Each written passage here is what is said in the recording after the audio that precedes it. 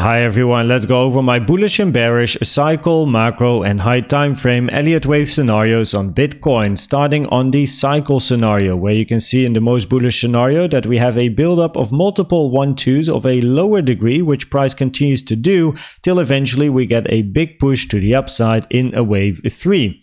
If we compare the wave 2s in time as well as the impulses in a second to get a better estimation of the potential high of 1 and the end of this wave 2, then you can see that the yellow wave 2 is a little bit shorter in time than the red wave 2, because the yellow wave 2 ended before the 1-to-1, which is taken from the high to the low to this pivot over here. You can see that the green wave 2, the latest bear market, finished right on top of the 1-to-1, which means that the bear market here was the exact same time as the yellow wave 2 over here, which is fine. If we then compare the impulses on the chart, then you can see this second yellow wave 1 was a little bit shorter in time than the red wave 1, which is the highest degree wave 1, which is also something that you like to see, as this yellow wave 1 finished before the 0.786 trend-based fib extension, taken from the very low to the high to the low over here. If we compare the green wave 1 with the yellow wave 1, then the green wave 1 here is exactly the same amount of time on the monthly time frame here as the yellow wave 1, which is fine as well. However, based on this information, we can get a little bit of an estimation for the high of a potential blue wave 1, where you can see I have a bit of a range between the 0.618 and the 1-to-1 trend-based fib extension, taken from the low to the high to the low over here, giving us an area between the 1st of October 2025, the 1st of March 2025, and the 1st of September 2024 for a new all-time high and a high for the blue wave 1. If we then also include the length in price of each impulse to the upside, we get a price target for the blue wave 1 as well. You can see the second wave 1, the yellow wave 1 over here, went to the 0.618, or at least almost to the 0.618 trend-based fib extension, taken from the low to the high of 1 to the low of wave 2.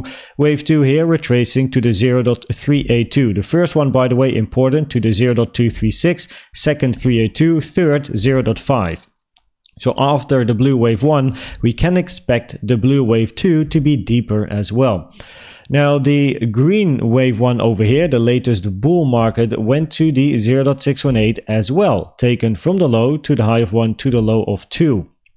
Now, therefore, we can get an estimation for the blue wave 1, and you can see I have the 0.618, the same as the ones here. It's the same pool from the low to the high to the low on my chart, as well as the 786 for a bit of an area, which gives us an area in price between 100k and 176k. And if we then combine it with time, we basically get this area on the chart here, between 100 and 176, which is then between September 24, March 25, and October 25. Now, if we then also compare the beginning of this structure to the upside with previous bull markets, which is why I have bars patterns over here, we can get a bit of a better idea if we're actually quite similar to previous bull markets, like what is the potential, right? Now, this bars pattern here is from the bull market, the beginning in 2015. And if I put this on the current price section, then you can see that price is pretty much going to the upside like this bars pattern as well. So that is good confluence, good to see, of course.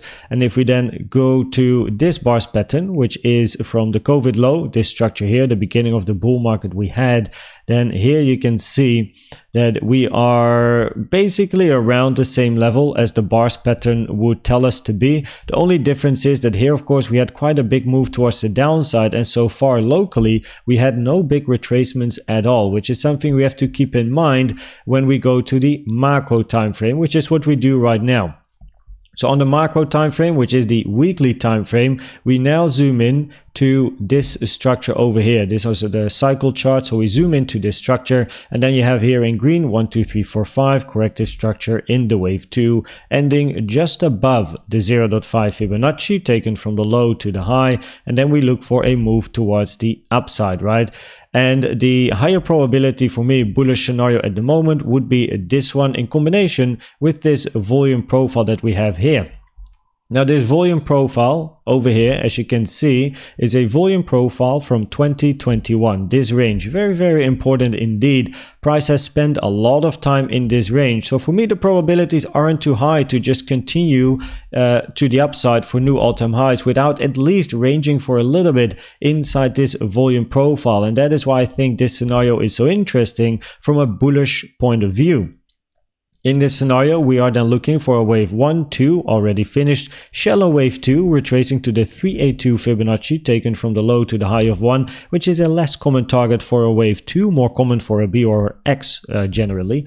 Then we're looking for a wave 3 to the upside, eventually a wave 4, and then a wave 5. And after wave 5 is in, we're then looking for a bigger retracement in a wave 2. Now, in this scenario, we would respect this range just like it did in 2021. For a longer period of time before we then get a kick to the upside in a wave 3. Now the point of control, I would like to see it hit as support, to be honest, at 38.7k. That would be very, very nice. And then if price moves to the upside, the value area high is at 49.5k, important resistance. But in general, 49.5k to 52k is important resistance. And what I think would be very nice is to move above the 50k area to, let's say, 52, 53k, as then I hope people get very, very greedy. They're looking for all-time highs, right? They clear, like the resistance is basically cleared, at least this one over here, 50k psychological level has been passed, buy, fear of missing out, but instead that liquidity is then used for a move to the downside. So it generates the liquidity to move then to the downside in a 2, which then preferably moves back to the low of this range over here, which has acted as important support as well as resistance for a very long time, right, on this weekly time frame. The second bullish scenario, which for me at the moment has a lower probability, is a double 1-2 over here. Now on this time frame, we are then looking for 1-2, 1-2 and continuation, where here the second wave 1 on the linear scale, as you can see, is longer in price than the higher degree wave 1. Now in a double 1-2, what you prefer to see usually is that the second wave 1 and 2 of a lower degree, in this case blue, because the higher degree count is 1, 2, 3, 4, 5, and then inside green 3 we have the blue 1, 2, 3, 4, 5. Preferably the second wave 1 and second wave 2 are shorter in price and time compared to the higher degree 1 and 2. On the logarithmic chart, however, you can see that the second wave 1 is not yet longer than the first wave 1. The 1-to-1 is over here. So that is quite interesting and also makes it quite difficult to know what the probabilities are for this scenario here. Because on the daily time frame, both the logarithmic chart as well as the linear scale chart are very important. However, it doesn't change what we're going to be looking for, because in this scenario, after a wave 1 is finished, preferably still taking this high, so still looking for a bit higher, to be honest, to finish an impulse here, but that's something we talk about in the daily updates, of course, as well. We're then looking for a deeper wave 2 towards the downside, and this wave 2 depends on how high price is going to move towards the upside. You can see the Fips, of course, are moving with price to the upside. At the moment, the most common target for a wave 2 between the 05 and 786 would be between 34.9k and 29.3k. But if price is going to move further towards the upside, let's say 47k, 48k, the Fips move up as well, 36.5, 29.8k. So this is something we have to observe as price is continuing. The 0.382 and 886 are less common targets for a wave 2. And something else is that because this wave 2 here retraced very, very shallow to the 0.382, I would actually really enjoy to see the second wave 2 to be very deep, make people very scared before then a move to the upside. Of course, the market is full of psychology, greed and fear, and also that can be used to, of course, move the market as well. So having a deep wave 2 over here after price has basically only moved to the upside, so of course people get greedy, are leveraged long, get a big move to the downside in a deep wave 2 towards the golden pocket 786, then a move towards the upside. But more locally here, we are still expecting higher prices, so these fibs will then move to the upside as well. If we then go to the cycle bearish scenario, we are looking at a finished 5-wave structure to the upside, and we're now then looking for a bigger market, bear market to the downside, multi-year bear market, a three-wave structure over here. On the chart, we then have a 1, 2, 3, 4, 5, where we are looking for the fibs down here. Now, on this time frame, you can't really use the normal Fibonacci retracement levels for a wave 2, because if you would, then the target for a wave 2 is going to be between the 05786, which is $400 to $20. Now imagine you can buy Bitcoin at $20, right? So in this particular scenario, the first retracement we had over here, which was a wave 2, retraced to the 0.236, and that is then also something that I would look for in this even higher degree wave 2, as we are looking for a 1, 2.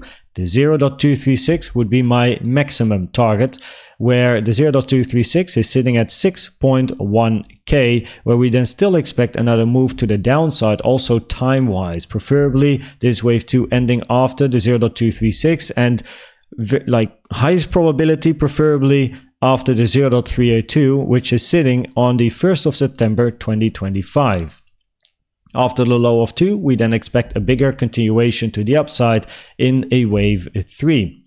If we then go to the weekly time frame and we jump to the macro bearish scenario, then what we're looking for to get that bigger wave 2 to the downside here, right? Multi-year bear market before that big wave 3 to the upside. This is over here what I'm keeping my eye on.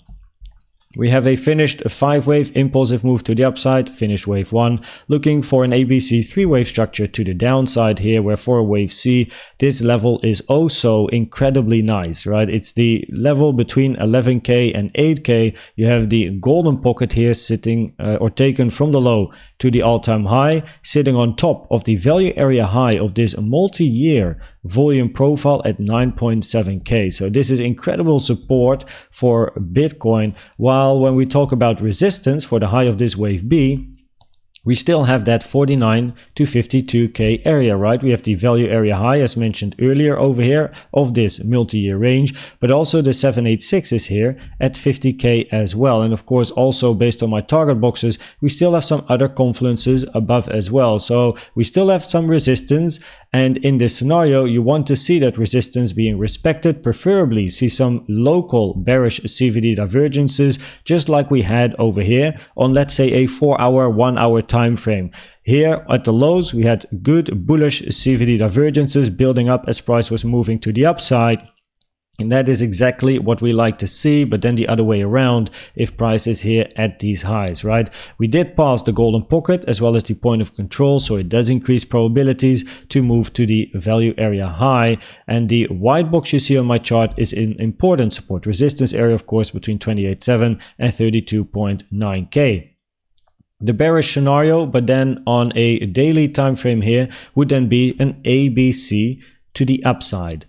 So here we have a wave A followed by a wave B. Now again, the 382, more common for a B than for a wave 2. So that is something we really have to keep in mind as well with regards to the macro and then eventually the cycle probabilities. Now on a linear scale, the target area for C between the 1 and the 1.236 is respected at the moment. That is where we are right now, taken from the low to the high of A to the low of wave B. And as you can see, the 1.236 respected. Time-wise, we are also doing good now, right? We are inside this area over here after the 0.618, which usually would be a minimum target for wave C. However, the high has been made just before the 0.618. So also in this scenario, I would still prefer to see the high taken.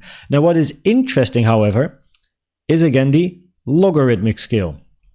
And you can see the incredible difference that we have in this scenario.